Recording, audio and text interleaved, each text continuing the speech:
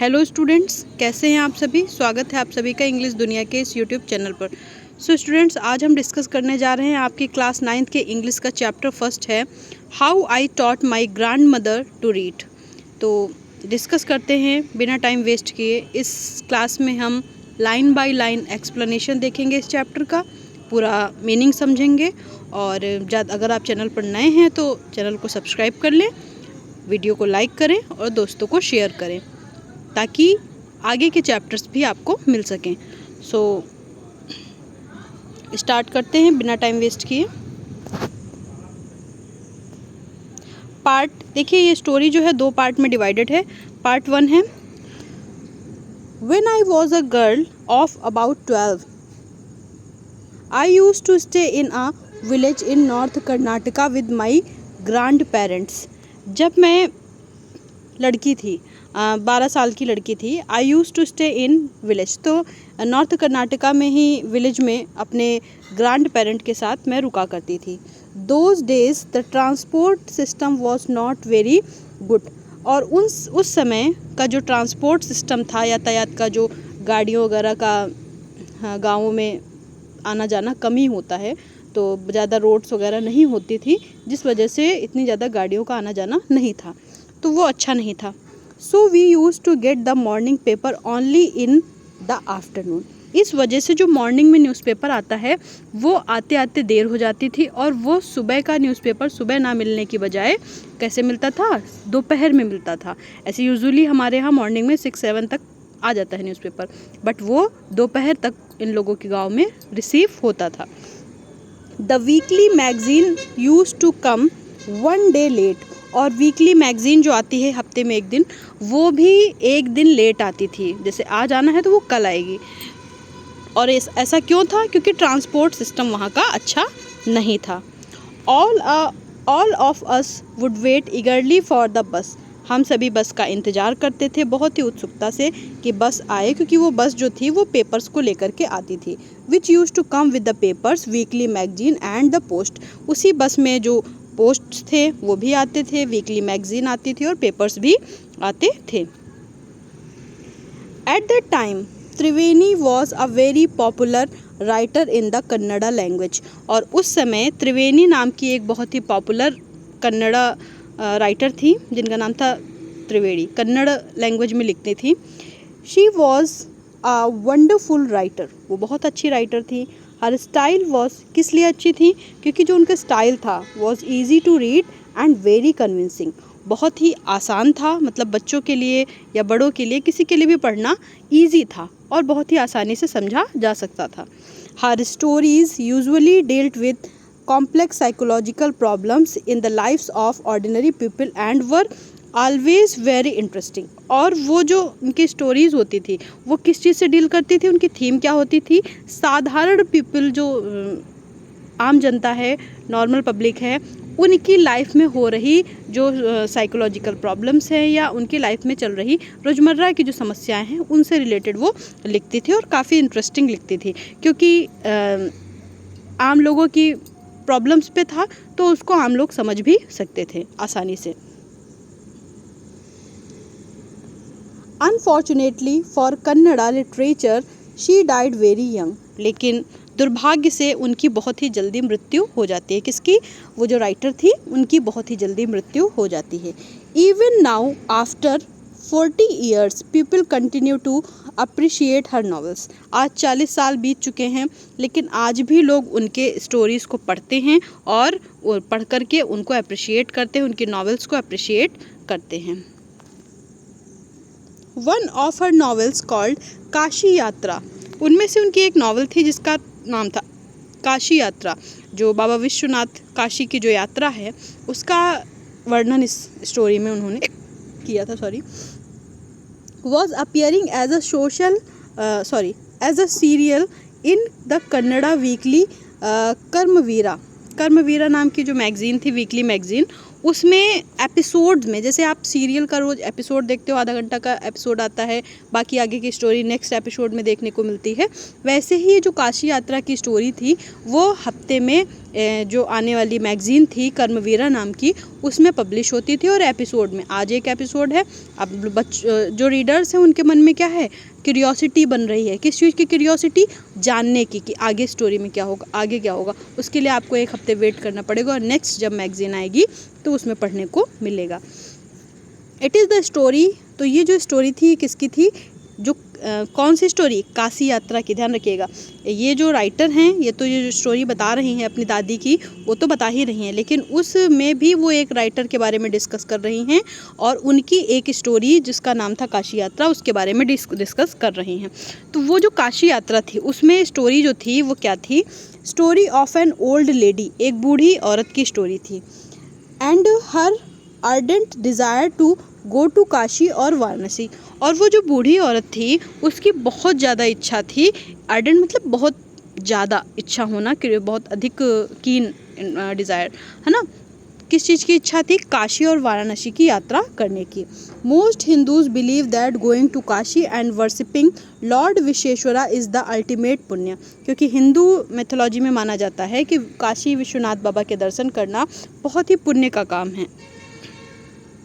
This old lady also believed in this, और ये जो ओल्ड लेडी थी ये भी इसमें बिलीव करती थी।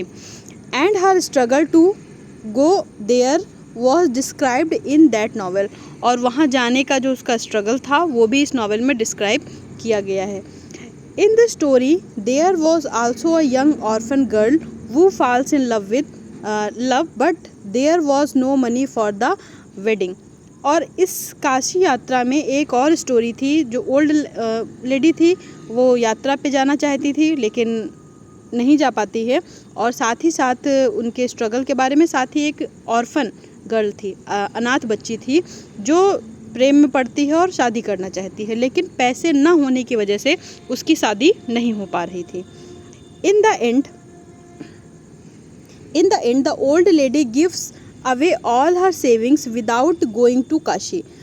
तो वो जो ओल्ड लेडी थी जिसने पैसे कलेक्ट किए हुए थे किस चीज़ के लिए, काशी यात्रा के लिए, उसने वो सारे पैसे उस ऑर्फन गर्ल को दे दिए, ताकि अपनी सारी सेविंग्स दे दी ताकि, और खुद काशी नहीं गई ताकि उसकी शादी हो सके। उसकी शादी के लिए वो सारा पैसा उन्होंने अपनी सेविंग्स दे दी और अपनी इच्छा को ख़त्म कर दिया काशी जाने की। She says the happiness of this orphan girl is more important than worshipping lord Vishweshwara at Kashi. और वो जो बूढ़ी औरत थी उनका कहना था कि भगवान विश्वनाथ की पूजा करने से भी ज़्यादा अच्छा है किसी को खुश करना, तो इस लड़की की खुशी उससे ज़्यादा अधिक इम्पॉर्टेंट है। तो अब वापस back to story of her grandmother, जो राइटर हमारी हैं उनकी दादी जी की कहानी पे वापस आते हैं। काशी की यात्रा वाली स्टोरी ख़त्म हो जाती है और इस पे वापस आते हैं। तो ये क्या बता रही हैं, माई ग्रैंड मदर, कृष्णक्का नाम था इनका, never went to school so she could not read. वो कभी, इनकी जो दादी जी थी, कभी स्कूल नहीं गई जिसकी वजह से वो पढ़ लिख नहीं पाती थी।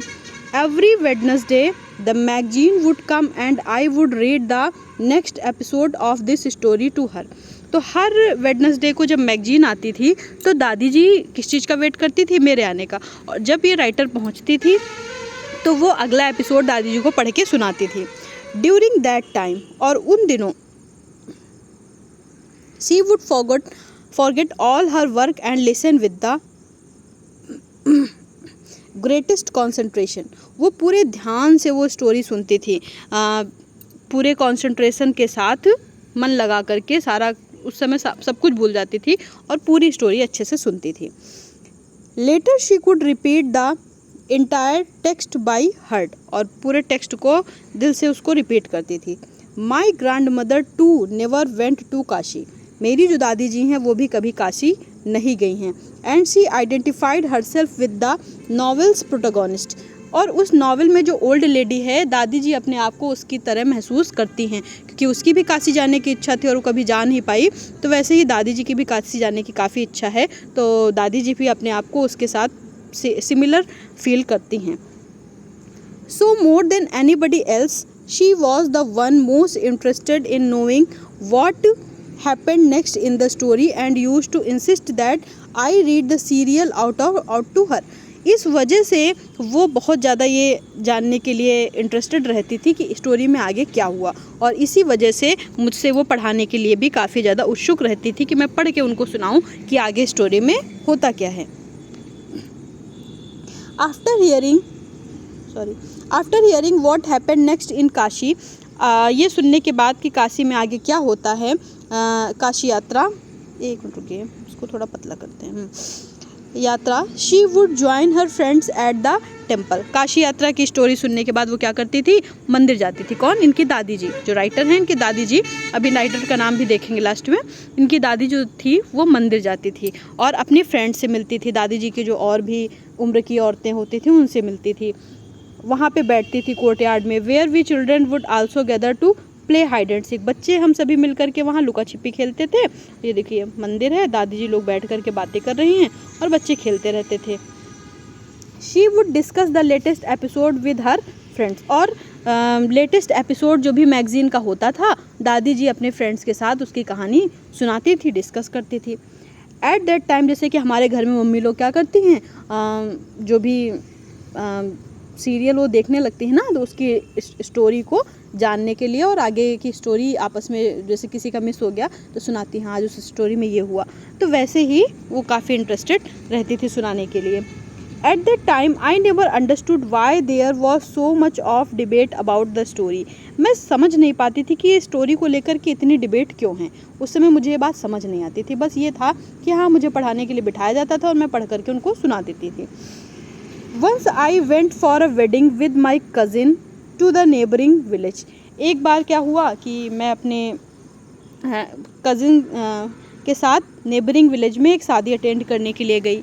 In those days a wedding was a great event. शादी बहुत बड़ा इवेंट माना जाता था, जो कि अभी भी माना जाता है, बट उस समय के सेलिब्रेशन ही अलग हुआ करते थे.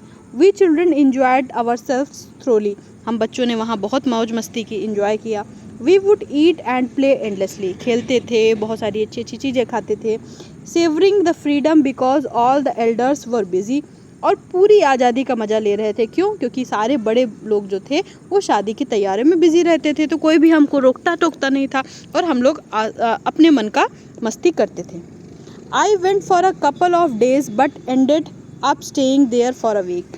वैसे तो मैं कुछ ही दिनों के लिए गई थी, लेकिन वहाँ पे हफ्तों रुकना हो गया. When I came back to my village, जब मैं वापस आई अपने गांव, I saw my grandmother in tears. तो मैंने देखा दादी जी बैठ करके रो रही थी. I was surprised. मैं बहुत ज़्यादा आश्चर्यचकित हुई कि दादी जी क्यों रो रही हैं, कभी तो इनको रोते नहीं देखा. For I had never seen her crying even in the most difficult situation. जब बड़ी से बड़ी स्थिति आ जाती थी तब भी दादी जी रोती नहीं थी. What had happened? तो मुझे समझ नहीं आया, मैंने क्या हुआ है. I was worried. मुझे चिंता हुई. मैंने उनसे पूछा, अव्वा इज़ एवरीथिंग ऑल राइट. अव्वा ये अपनी दादी जी को कहती थी. अव्वा का मतलब होता है मदर. Are you okay? क्या आप ठीक हो? I use to call her Avva which means mother in the Kannada spoken in north Karnataka. Kannada language में अव्वा माँ को कहते हैं. She nodded but did not reply. उन्होंने सर हिला दिया लेकिन कुछ बोला नहीं. I did not understand and forget about it. क्योंकि मैं बच्ची थी तो मुझे भी समझ नहीं आया कि आखिर हुआ क्या है, और मैं भी बाद में भूल गई उनका रोना. लेकिन फिर क्या होता है, रात में, in the night after dinner, जब सब लोग रात का डिनर ले लेते हैं, we were sleeping in the open terrace of our house. अच्छा, उस समय के समय ज़्यादातर लोग छत पर ही सोया करते थे, क्योंकि लाइट वाइट बिजली वगैरह का इतना इलेक्ट्रिसिटी का सिस्टम था नहीं, और आज तक की तरह इन्वर्टर वगैरह भी कम हुआ करते थे. तो लोग क्या करते थे, लाइट जाती थी, लोग छतों पे ही सोया करते थे. It was a summer. गर्मियों में ख़ास तौर से, है ना, तो समर का टाइम था. Night and there was a full moon. और उजाली रात थी, पूरा मून निकला हुआ था. Avva came and sat next to me. Avva आती हैं और मेरे बगल में बैठ जाती हैं. Her affectionate hands touched my forehead. उन्होंने बड़े ही प्यार से मेरे मत्थे को छुआ. I realize she wanted to speak. मुझे ऐसा लगा कि वो शायद कुछ बात करना चाहती हैं. I asked her what is the matter. मैंने उनसे पूछा कि आखिर क्या बात है. ये देखिए इमेज में दादी जी इनके सर को सहला रही हैं. तो दादी जी ने बताया, दादी जब अपनी स्टोरी बताती हैं, यहाँ पे अब इनकी दादी जी की स्टोरी चल रही है। When I was a young girl, I lost my mother। उन्होंने कहा कि जब मैं यंग गर्ल थी तो मेरी माँ मुझसे छिन गई, मतलब वो गुजर जाती हैं। There was nobody to look after and guide me। अब कोई भी नहीं था जो मेरा ध्यान रख सके, क्योंकि माँ के जैसा ध्यान कोई नहीं रखता है, तो कोई भी नहीं था जो मेरा ध्यान रख सके और मुझे अच्छा बुरा सिखा सके। My father was a busy man and got married again। मेरे पिता काफ़ी बिजी थे और साथ में उन्होंने दूसरी शादी कर ली थी। In those days people were never considered education essential for girls। उस समय लोग ये नहीं सोचते थे कि लड़कियों की एजुकेशन इतनी इम्पॉर्टेंट है। So I never went to school। इस वजह से मैं कभी स्कूल नहीं गई। I got married very young and had children। बहुत जल्दी मेरी शादी हो गई और बच्चे भी हो गए। I become very busy। और मैं बिजी हो गई। Later I had grandchildren। फिर मेरे पोते पोतियाँ हो गए। And always felt so much happiness in cooking and feeding all of you। हमेशा मुझे खुशी महसूस हुई तुम लोगों को ध्यान रखने में, तुम लोगों को खिलाने में, अच्छा अच्छा भोजन बनाने में। At times I used to regret not going to school। अब मुझे रियलाइज़ होता है, क्या रियलाइज़ होता है, स्कूल ना जाने की कभी कभी मुझे कमी खलती है। So I made sure that my children and grandchildren studied well.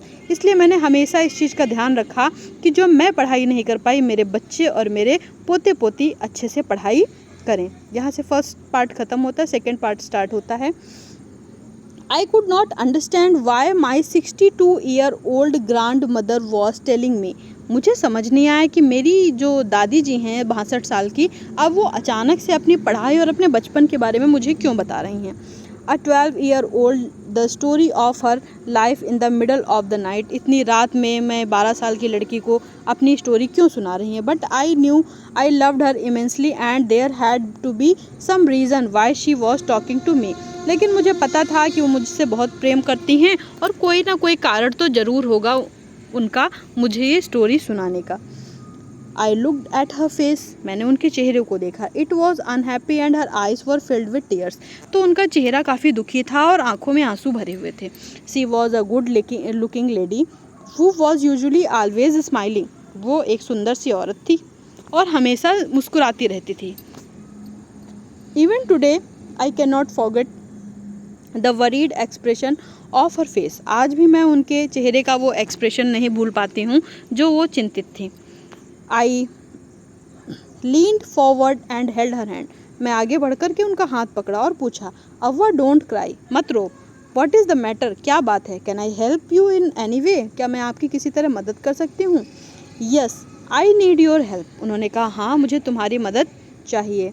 You know when you were away Karmaveera came as usual. जब तुम यहाँ नहीं थी, गाँव वहाँ शादी में गई हुई थी, तो कर्मवीरा आती थी। कर्मवीरा कौन आती थी, वही मैगज़ीन आती थी, जैसे हमेशा आती है हफ्ते में वैसे ही आती थी। क्योंकि ये 1-2 हफ्ते के लिए वहाँ रुकी थी तो 1-2 बार कर्मवीरा आई। I open the magazine. मैंने उस मैगज़ीन को खोला।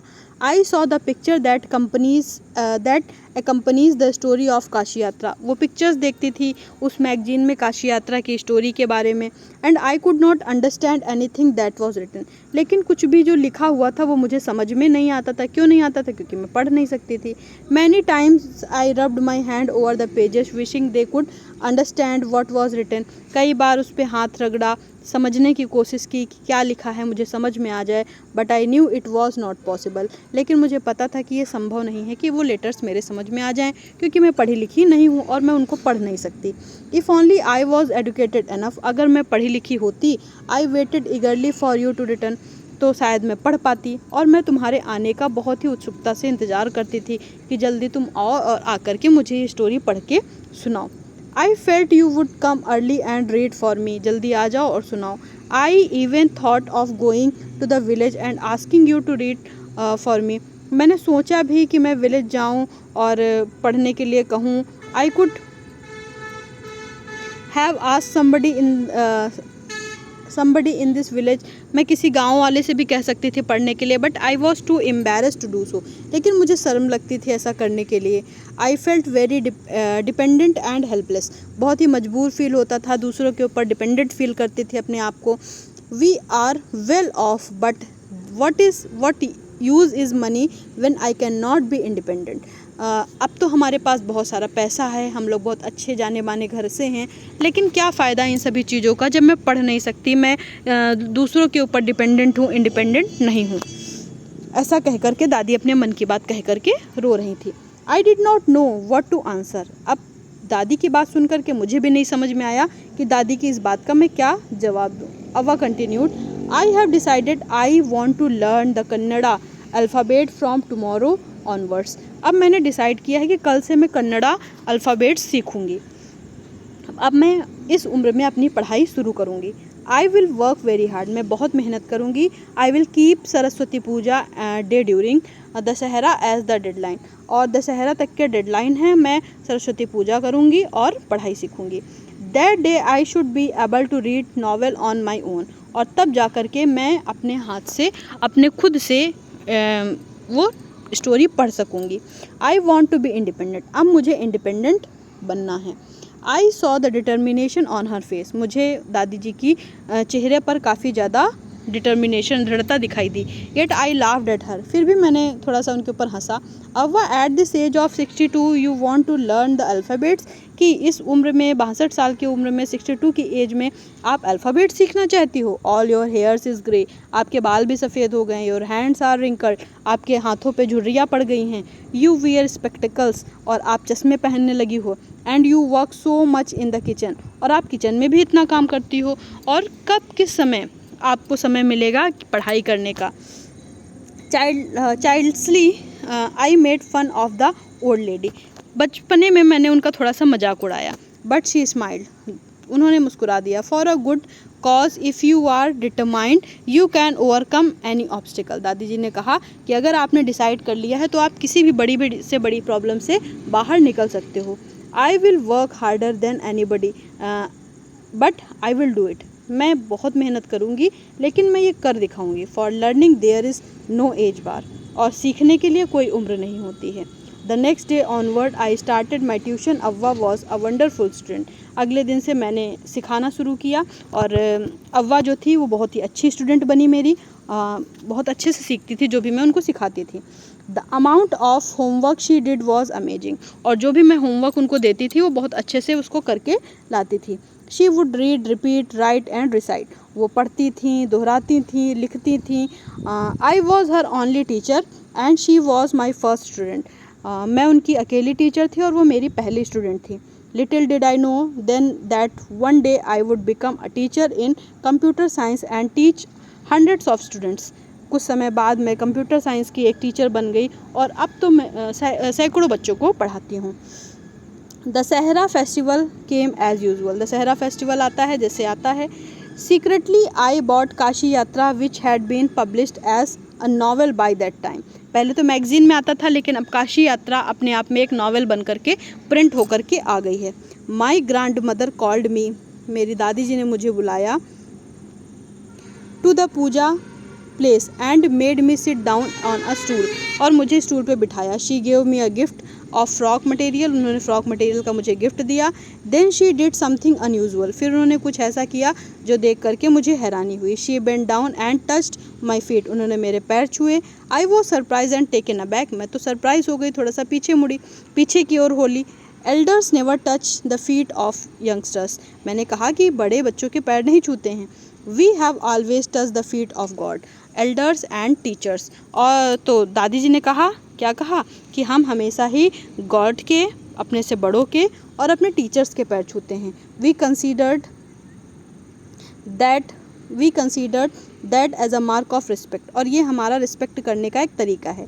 It is a great tradition but today the reverse had happened, तो ये एक बहुत ही अच्छा ट्रेडिशन है लेकिन आज उल्टा होने लगा है।